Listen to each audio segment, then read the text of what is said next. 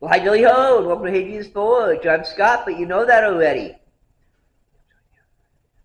Uh, Today, we're going to be making a back scratcher out of this piece. It's really wanted to be one, and I've got an itch on my back that I just can't reach.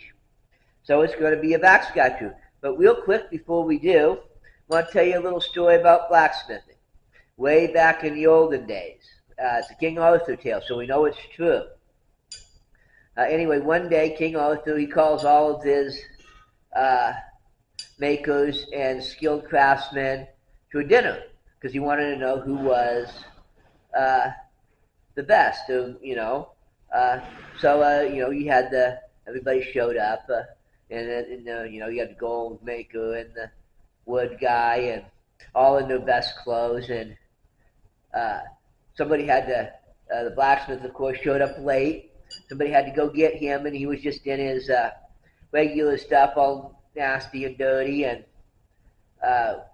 just got done finished working on some project. And King Arthur goes through and talks to each one and says, what do you do? And he said, the gold maker says, well, I made your crown, and I made that goblet, and I made your rings.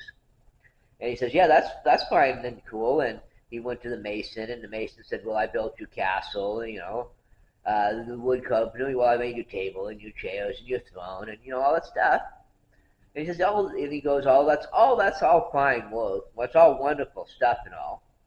And then he goes and starts talking about, well, where do you get your equipment from? Where do you get your tools?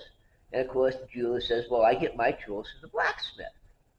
And the carpenter, of course, he gets his tools from, I get my tools from the blacksmith. And pretty much goes around robin, and everybody says, well, they get their tools from the blacksmith. And King Arthur goes, oh my, well, that's interesting. And of course, up until this point, the blacksmith is just sitting there, just shoveling food into his face, not